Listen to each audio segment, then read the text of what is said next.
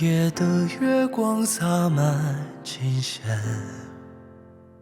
我和你徘徊在寂寞耳边，轻轻吟诵回不去的从前，还有飘在空中的风筝断了弦。那一夜的思念拨动心弦，爱与恨偷偷放纵了无言，见或不见，都在痛的边缘。那把为我挡雨的伞，残缺不全。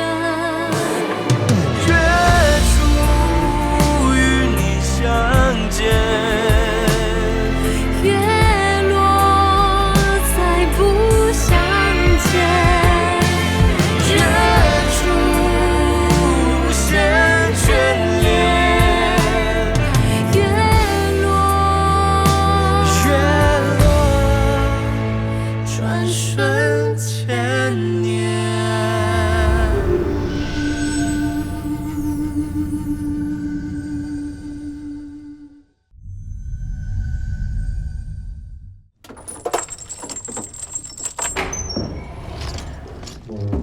进去。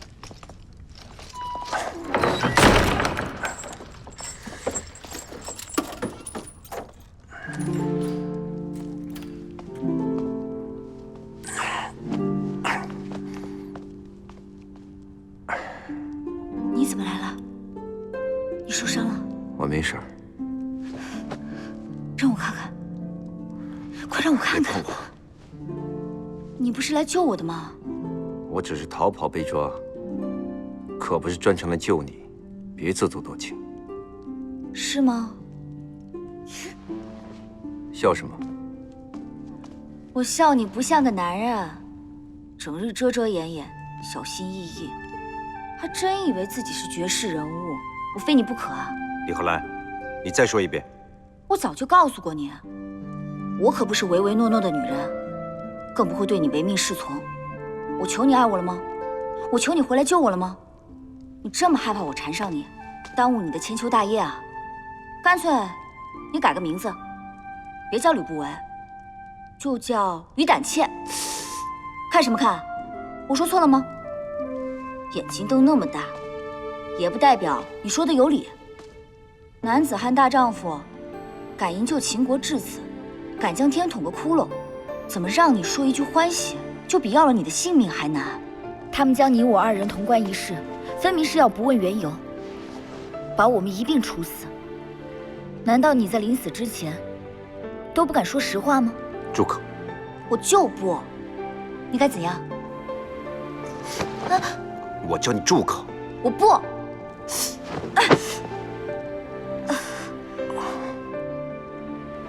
吕不韦，我来救你，你竟然还骂我！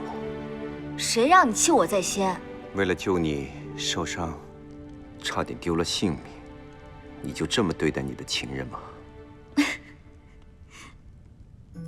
你刚刚不是说我自作多情吗？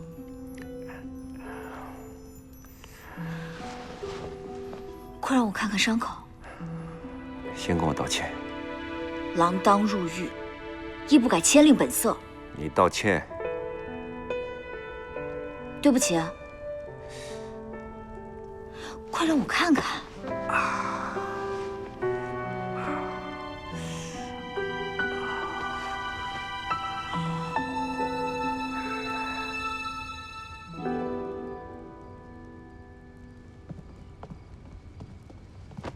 参见母后。你父王一直都在病着，你们俩却忙得不见人影，这样真的好吗？儿臣有罪。母亲，吕不韦闯进牢房，试图营救李浩然。浩然是不是凶手还两说，兄长也太武断了吧？你怎么臭臭袒护吕不韦？他给了你什么好处？你要千方百计替他遮掩。我看是兄长和吕不韦有私仇，所以才一而再、再而三地咬着他不放吧？母亲，李浩然刺杀父王，吕不韦营救刺客，这都是死罪，请您立刻下令判处死刑。浩然，那可是你父王钟爱的人，你父王还没有醒，你这样急吼吼的要给他定罪，妥吗？可是他刺杀父王，证据确凿啊！就算是如此，也要等你父王醒了再说。王后英明，可是好了，先把他关起来，等你父王康复了以后再说。母亲，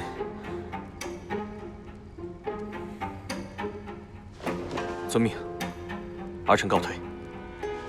儿臣告退。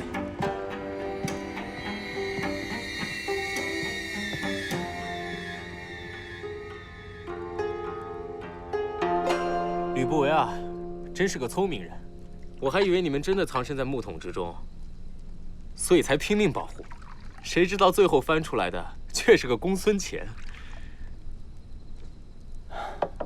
事前连我都不知道，拖累了公子，请你原谅。无妨，知道的人越多，计划就越危险嘛。多亏公子百般阻拦，我们才能顺利到达渡口。最后，不还是功亏一篑了吗？你不说，我也知道你在想什么。雅儿这丫头啊，就是心思细腻，我猜，一定是她发现了什么。事情都过去了，就不提了。刚才我想借看病之由去找殷小春，谁知道她失踪了。浩然出事之后，她一直积极奔走，我担心她的失踪跟浩然有关。这件事情不只关系到浩然，更关系到我的身家性命。你放心好了，我现在就去找。告辞。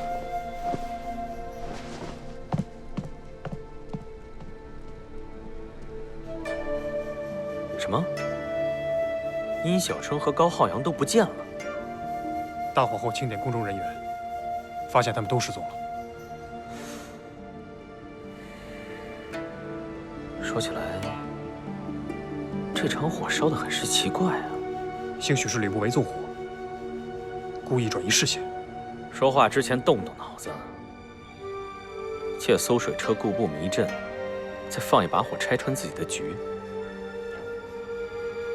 他是傻子吗？这个殷小春上蹿下跳的厉害，也许跟他有关。走，把马伏山搜个遍，把他们找出来。属下立刻去办。等等，公子还有什么吩咐？找到高浩洋，完好无损的请回来。找到殷小春，就地格杀。诺。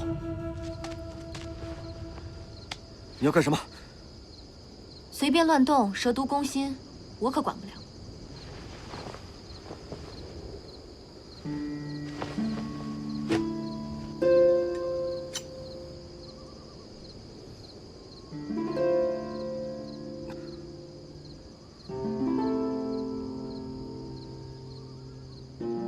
刚才那是诱蛇府，你杀人又救人，你是疯子吗？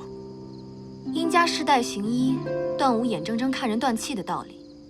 哪怕你是杀人犯，也得治好了才能上断头台。你竟一心行医，为何要帮助李浩然？他能许你什么好处？是非善恶，黑白对错呢？哼，那是什么鬼东西？我忘了，只有人才知道是非黑白，畜生自然分不清。即便我受了伤，照样能杀你。啊！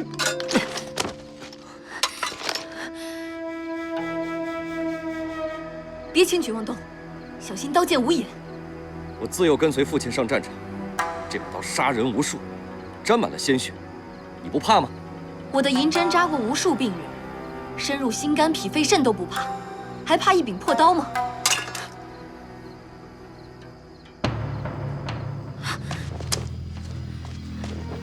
你究竟藏了什么东西？前面是什么人？龙翔将军。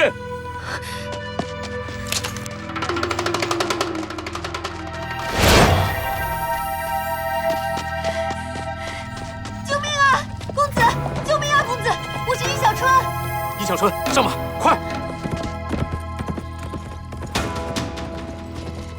将军，我们终于找到你了。抓住他！不用追了。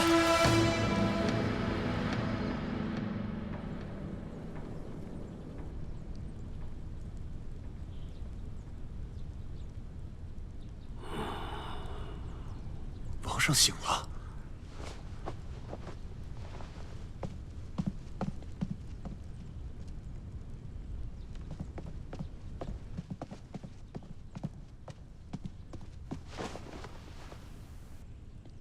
皇上，你醒了。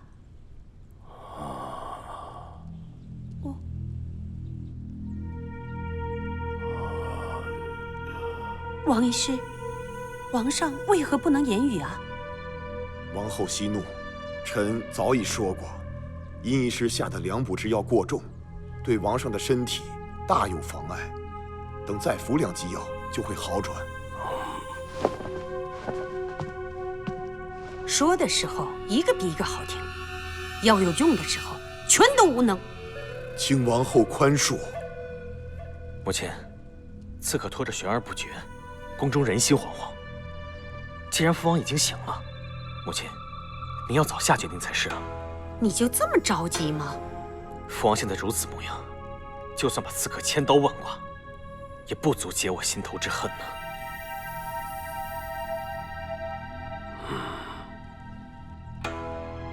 好，带李浩然和吕不韦上来，我要亲自审问。还不快去！诺。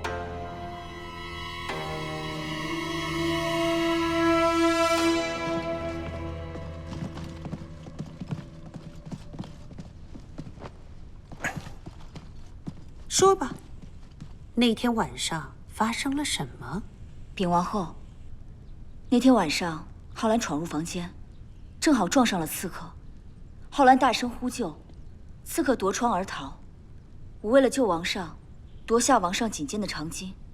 就在这个时候，高将军带人赶到，引起了误会。高浩洋？高浩洋呢？昨夜高将军去查失火真相，至今未归。啊，王后，奴当时紧跟在高将军身边，一眼就瞧见这位李女官要扼杀王上。我说过了，那是在救人。你说刺客夺窗而逃，我们全宫都搜索了，为何不见刺客踪影？根本就是你刺杀父王，混淆视听。那刺客身穿卫兵的服饰，当天晚上如此混乱，只要他混入搜查的卫兵之中，就一定能安全潜逃。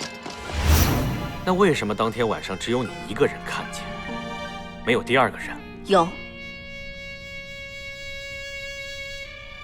王上就是人证。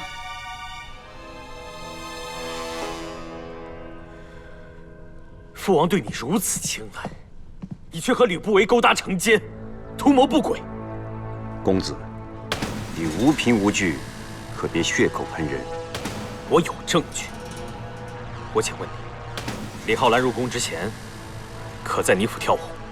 哼，李浩然不但入过吕府，还进过丞相府，难道说跟丞相也有勾结？他入宫之后，你跟着入宫，这是何意啊？我给王上献路，得到赏识，自然脱离贱籍，青云直上。他被捕后，你甘冒奇险，杀了侍卫，就是为了一个毫无关系的女人。李浩然救过王上，乃是有功之臣。如今无辜受冤，百口莫辩。吕不韦只是路见不平，仗义相助。满口胡言！母亲，父王遇刺的消息，如果传扬出去，必定遭受各国震动，亲人欢心。儿子断言，吕不韦和李浩然肯定是经过奸细，为颠覆赵国朝政而来。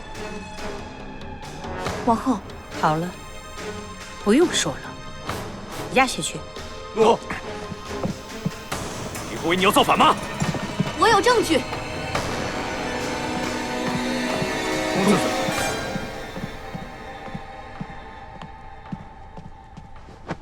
参见王后，事发突然，不及禀报，请王后恕罪。儿臣听闻殷医师失踪了，所以就去后山寻找。结果我是在一群杀手之中把他给找到的。什么？有人要刺杀你？为何？因为我掌握了重要的证据。这是何物？这是我从宫中取出的药渣，上面有宫中的标记。王医师，你的药方里有半夏。是，有半夏。王上咳嗽多痰，胸闷胀满，当然需用半夏。这半夏是常用药材。殷医师，你不也经常拿它入药吗？凡事过犹不及，尤其是药材，服用过量半夏，常会呼吸困难、手脚抽搐，甚至全身麻痹、昏迷不醒。你身为医师，真的不知道吗？王医师，你居心何在呀？王后，这半夏确实有毒性，但要致人昏迷，需得每日5000的量。我每日用药区2000，而且有医案记载，更有2名工人监督，简直是笑话。殷医师，王医师说的可是实情？你故意！别以为你学了2天医术，就想纵横天下，你总要碰壁的，无知小儿！哼！我相信医师。你赢，我陪你一块活；你输，我陪你一块死。母亲，李浩然和殷小春要好，不惜撒谎翻案。若非王医师精通药理，早被这丫头给赖上了。来人，将3人拖下去，一并处置。诺，慢着，我不会错。王后，这药一定有问题。殷小春，你再说说，半夏中毒有什么明显征兆？凡是半夏中毒，只会喉咙溃烂，不进饮食。王后，请仔细查看王上的喉咙。母亲，可不能再听他们胡言乱语。准。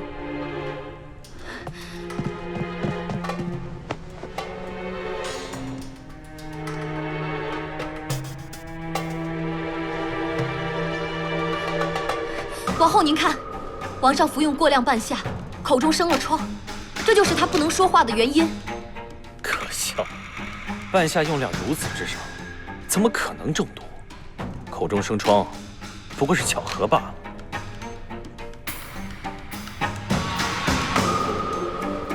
请王后允许我看看王上服用的药膳。准。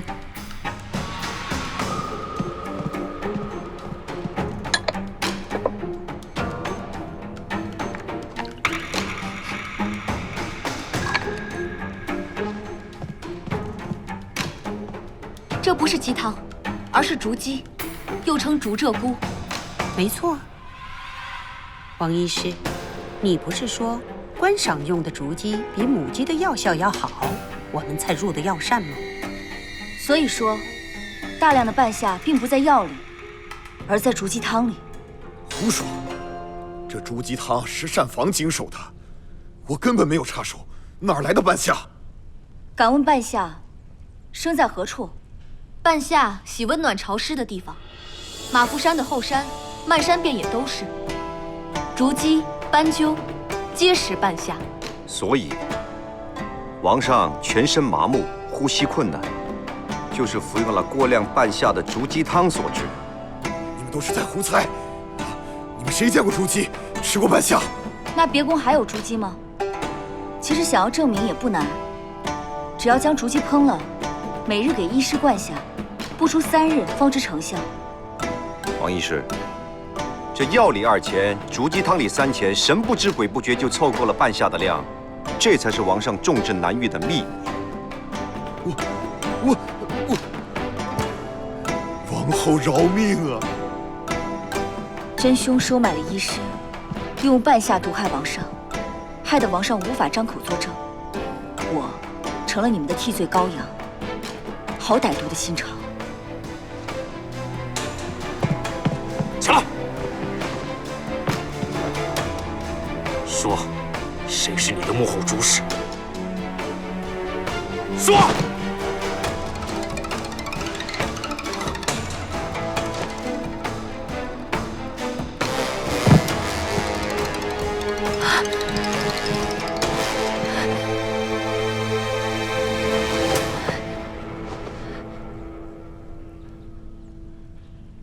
他死了。王后，背后有黑手，现在您信了吧？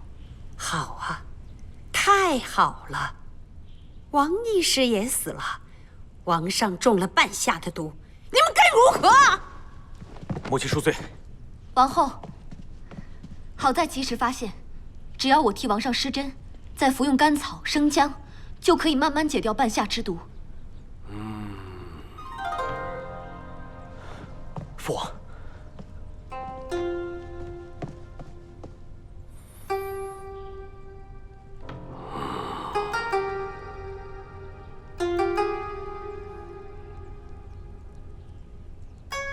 我知道，放了浩然。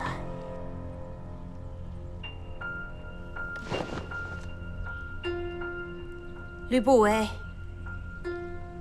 我该如何处置你啊？吕不韦擅闯大牢，的确犯了律法。王后，吕不韦也是为了查清事情的真相，请王后酌情处理。虽然情有可原，但是你毕竟触犯了律法，我罚你1000金，赎你自己的罪。谢王后宽宏大量。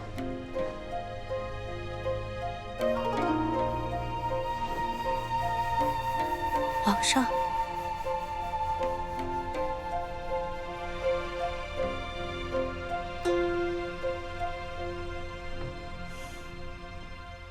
混账东西！殷小春怎么活着回来了？失公自愈。蠢货！叫你们有什么用？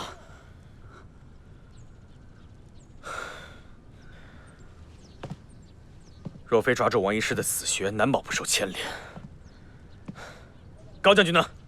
高将军只是受了轻伤，并无大碍。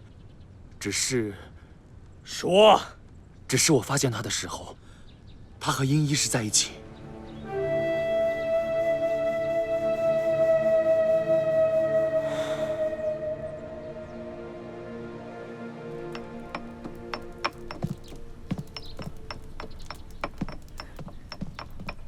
殷小春，身手不错嘛。你来干什么？我来跟你说一声对不起。每个死在你手上的人都要道歉的话，恐怕你连头都磕轻了。这里是药房，如果没事的话，请出去。那我来找你看病。宫中不止我一个医师。可我就喜欢你帮我看。你不是说过，医师要对病人一视同仁的吗？坐。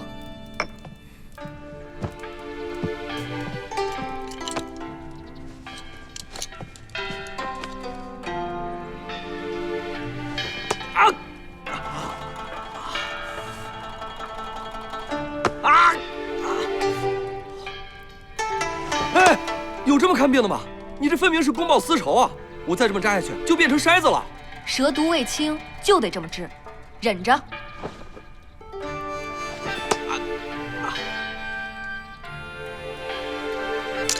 殷小春，我不都跟你道过歉了吗？你就不能原谅我吗？道歉是世上最没用的忏悔，除了能让你自己好过，根本毫无用处。尤其是你伤害别人以后。瞧你说的，我就不信你没跟别人道过歉。办错了事就得赎罪，我情愿上刀山下火海，但我这辈子绝不对任何人说对不起，绝不。哎，好了好了，我的伤已经好了，不用了。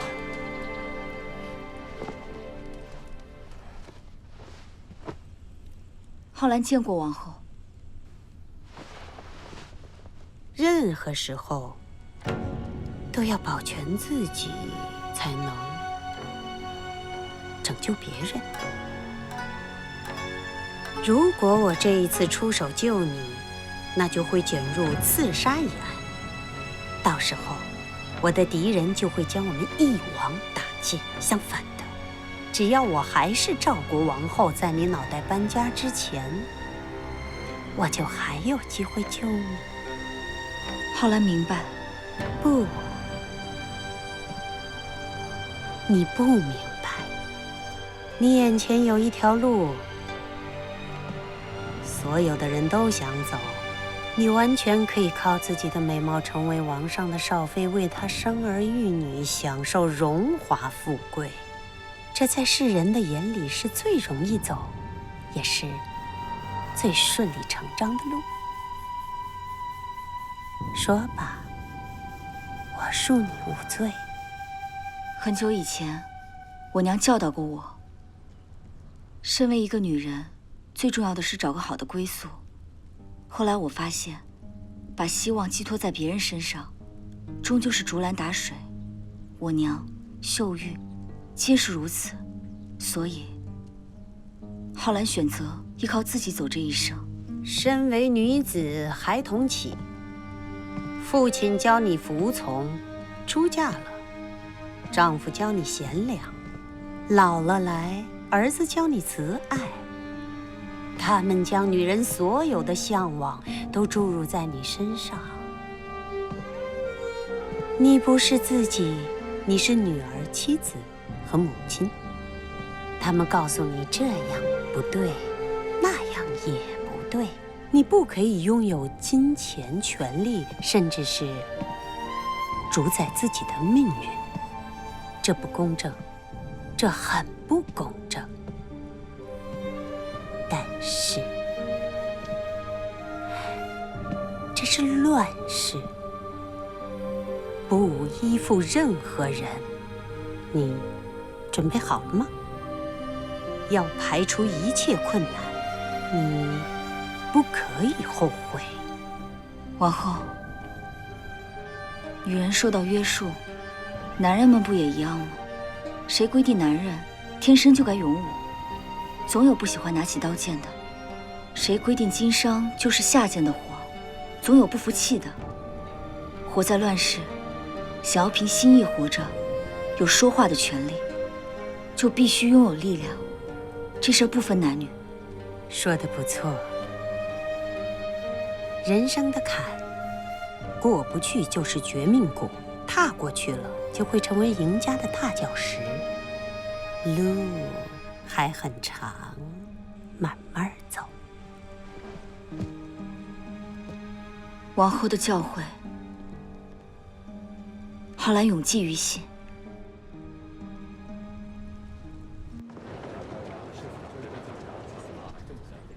主母，您的伤寒越发重了，切不可轻动啊！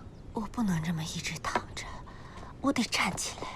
主母，主母，什么事啊？小姐她没了。说什么？小姐被约与人私通，被迫自尽身亡了。主母。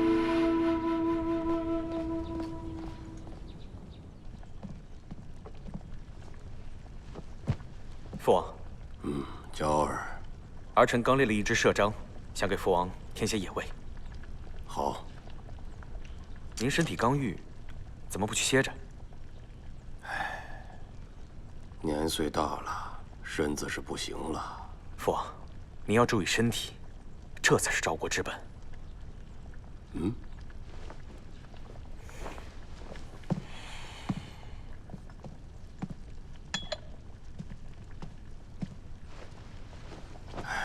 寡人这段时间卧病，我听说你可是为寡人担了不少事啊。大臣们屡屡夸奖你办事果决，寡人甚是欣慰啊。能为父王尽心，儿臣求之不得。只是有一件事如鲠在喉，不吐不快。你说，父王是否要纳李女官？浩然是寡人的救命恩人，自不可受委屈。但寡人身体痊愈了，便要正式册封。这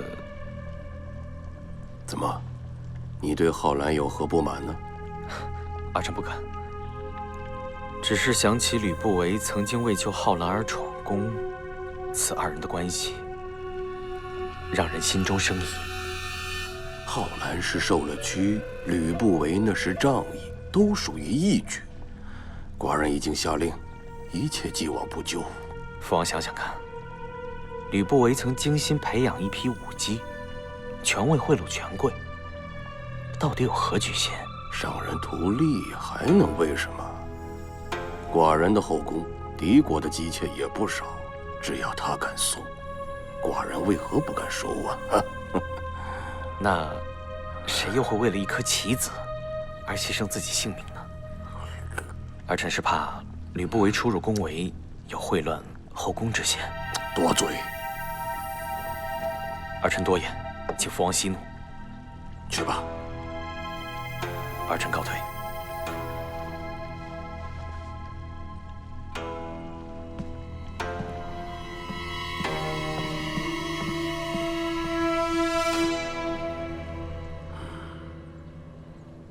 当日王孙为什么不走？不是在等你吗？我早就吩咐过，王孙不必等候。主要是公主雅来得太快了，就凭她拦得住王孙，又或者是王孙早就发现我预备放弃浩然，您的心动摇了，才让公主雅看出了异常。反正都过去了，多说无益。最近宫内流言四起，你可有听说？流言？大家都在传，说你跟浩然有私情，才会不顾一切地营救他。是吗？豪商权贵皆以豢养美姬为荣，浩然出身吕府，这本没什么，但他现在已经入了宫，又被赵王盯上。王上喜爱浩然，必定怀恨在心。流言蜚语，暗箭伤人，公子骄真是可耻。出言辩解，只会越描越黑；但是什么都不做，只怕性命不保。王孙是在关心我，还是关心浩然？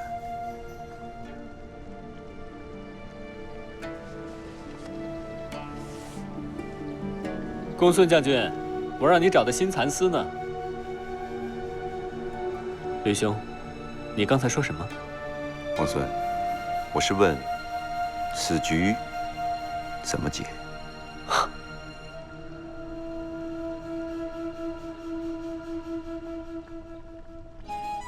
先前娇儿猎到一只麝章，味道的确鲜美，寡人吩咐厨下，特意备下章宴，请诸位爱卿品尝。吃肉，吃肉。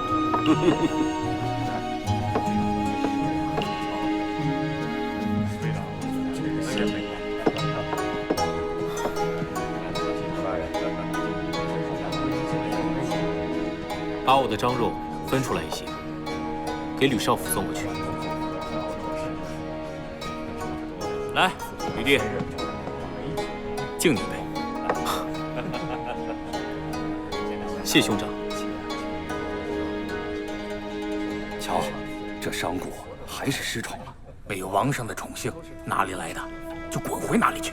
区区一介商贾，跑到朝堂大放厥词，真是贻笑大方。吕不韦何在？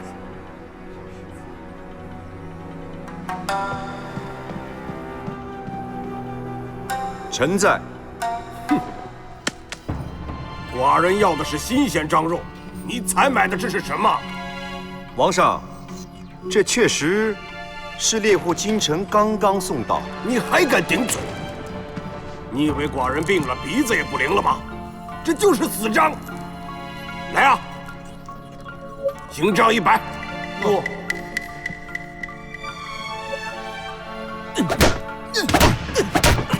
且慢，且慢！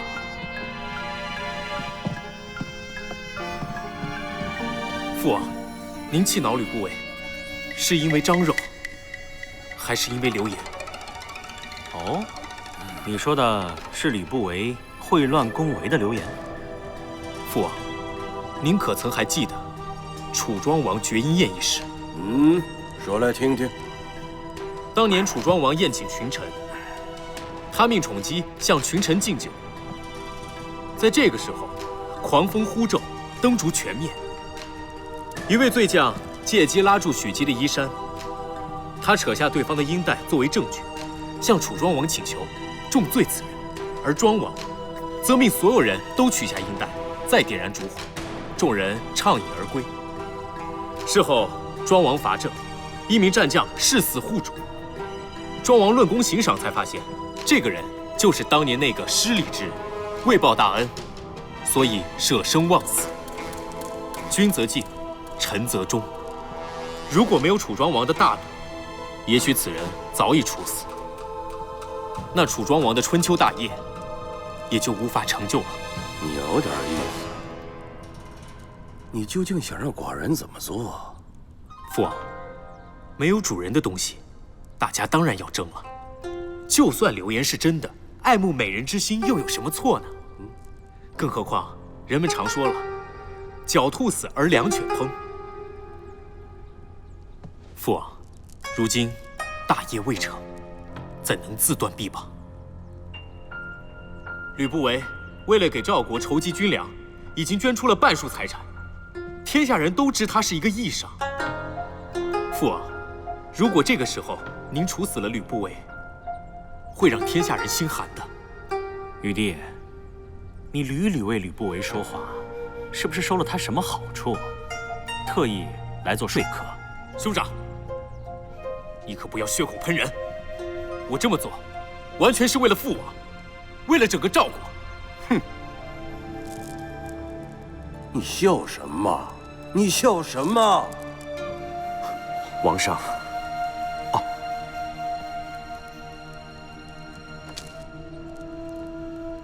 皇上说这是死章，全怪这张肉枯瘦。臣听闻韩国有种章子，肉质鲜美，味道奇香，堪称6国第一。您何不高价收购？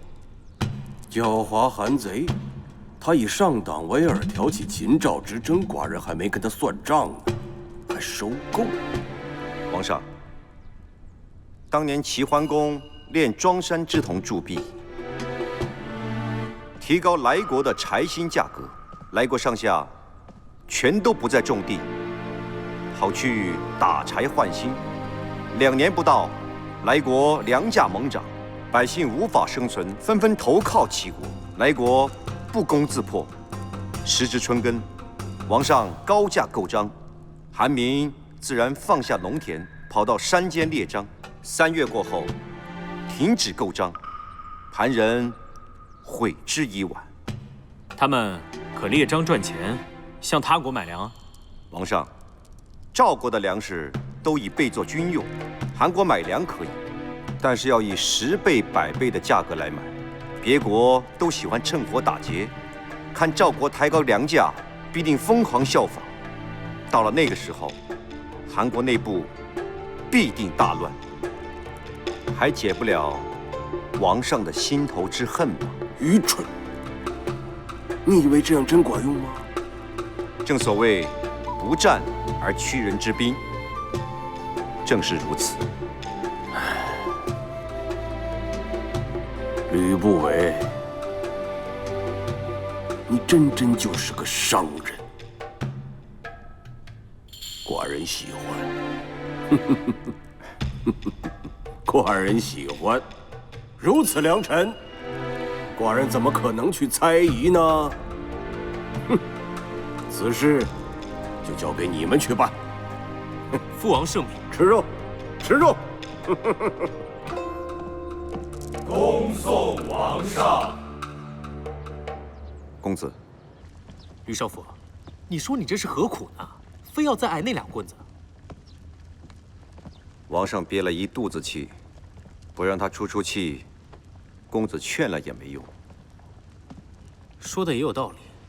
哎，少府，那这买章子的事儿，公子不必如此大张旗鼓，把消息放出去就行了。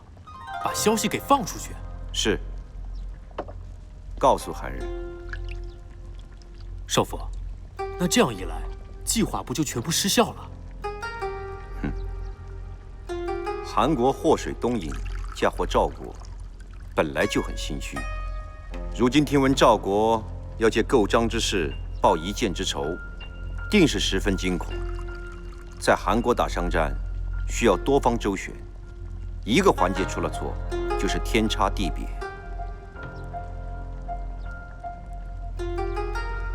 计策就算见了效，也需要3年5载方见分晓。王上可等得了？再说了，韩军又不是傻子，够仗力一出，他就什么都明白了。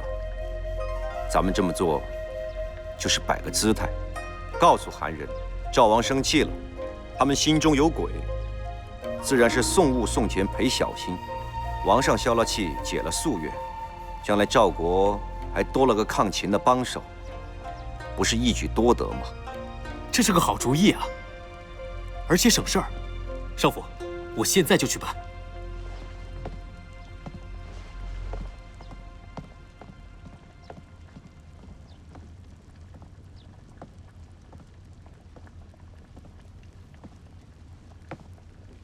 多谢王孙献计。你是坐困局中，不得抽身罢了。公子教暗箭伤人，防不胜防，轻易将人置之死地，这是阴谋。王孙劝我因势而动，因势而成。一则巧劝赵王救我性命，二则消除流言，阴谋破产。三则警告韩人取悦军心。韩人知是圈套，却非钻不可，真正不战而屈人之兵，是真正的阳谋之术啊！这样的小儿把戏，不配阳谋2字，只是诈术罢了。再说，韩赵消除夙愿，重修就好，到时候赵国增势，秦国自然有所顾忌。战事稍缓，唯好救自己一命嘛。不，你不光救我，救了自己，还救了韩人。韩国君主短视，如今坐收渔利。可是秦赵一旦收兵，韩国却同时面对2个强大的敌人。现在让他们低头，总强过将来国破家亡的好。王孙惦记母亲故国和天下百姓，独独放弃了秦国利益，是真正的正人君子。王孙，请。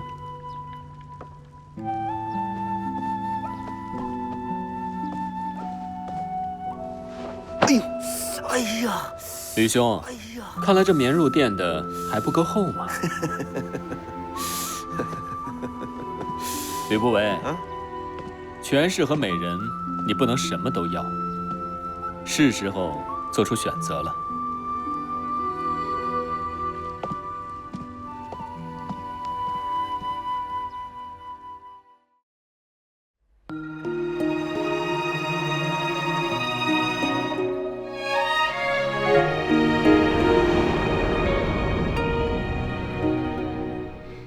云卷风起何去？千溪流离，陌上别离。此生为情寻觅，韶华荏苒难追。倾城绝艳，回眸千笑，拂乱江山万里。一梦花絮，明月出尘，此生已相许。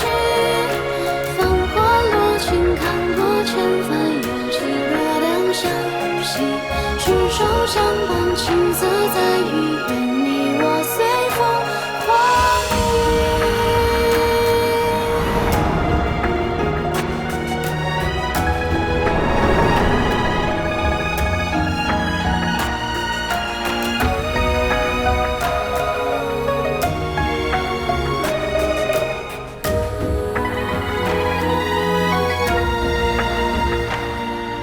倾城绝艳，回眸千笑，拂乱江山万里。